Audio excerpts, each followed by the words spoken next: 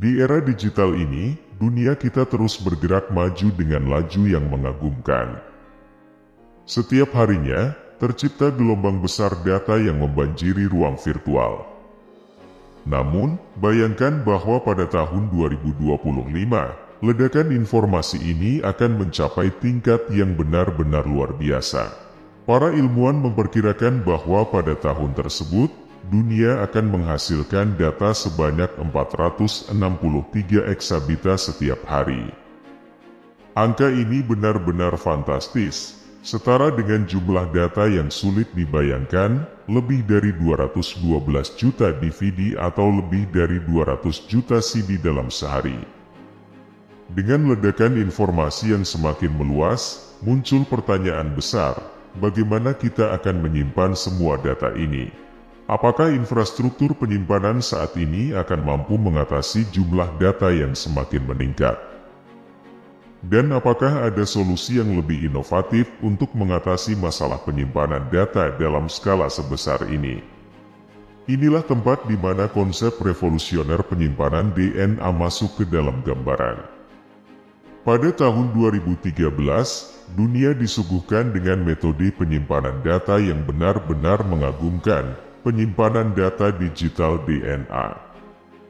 Hanya dengan 1000 gram DNA, kita bisa menyimpan seluruh informasi dunia.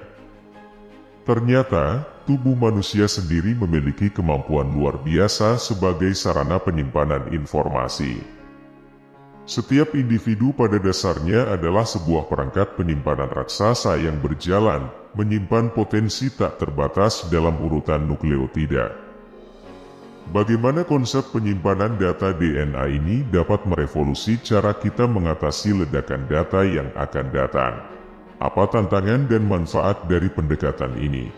Bagaimana para ilmuwan berhasil mengubah data digital menjadi kode genetik dalam DNA? Dan apa yang bisa kita harapkan dari masa depan penyimpanan data ketika kita menggabungkan teknologi canggih dengan keajaiban alami DNA? Mari kita selami lebih dalam mengenai peran revolusi penyimpanan DNA dalam menghadapi tantangan ledakan informasi di tahun 2025 dan seterusnya. Ketika kita memandang ke masa depan, perlahan namun pasti, revolusi penyimpanan DNA menjadi lebih mendalam dan menarik. Bagaimana sebenarnya proses penyimpanan data dalam DNA dilakukan?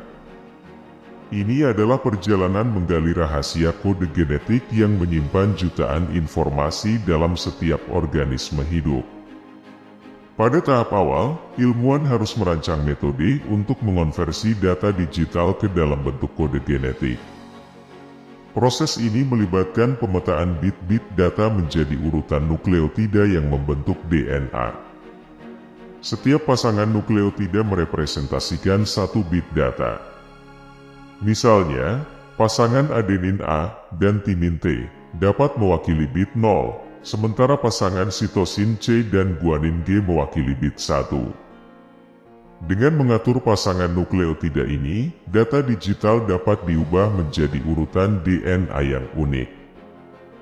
Kemudian, tahap pembodyan ini diikuti oleh proses sintesis DNA, di mana molekul DNA fisik dibuat berdasarkan urutan nukleotida yang telah dipetakan.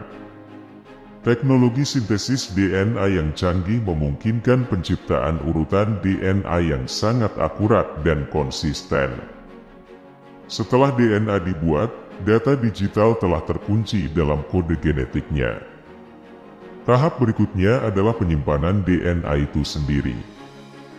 DNA disimpan dalam tabung atau piring khusus yang dirancang untuk menjaga stabilitas dan integritas molekul DNA dalam jangka waktu yang lama.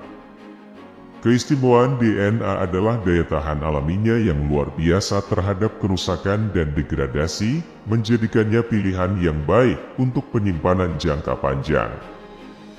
Ketika diperlukan, data dalam DNA dapat diambil kembali melalui proses sebaliknya, yaitu sequencing DNA. Peralatan sequencing DNA akan membaca urutan nukleotida pada DNA dan mengubahnya kembali menjadi data digital yang dapat dibaca oleh komputer. Dengan demikian, data yang disimpan dalam bentuk DNA dapat diakses dan dianalisis sesuai kebutuhan.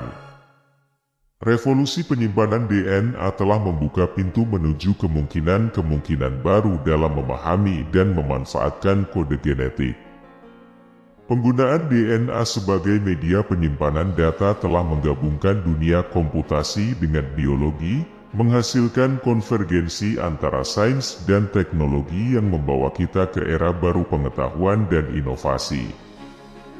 Namun, ada beberapa hal yang perlu diperhatikan dalam mengembangkan dan mengadopsi teknologi penyimpanan DNA ini. Meskipun kemajuan pesat telah terjadi, proses konversi data menjadi DNA masih memakan waktu dan mahal.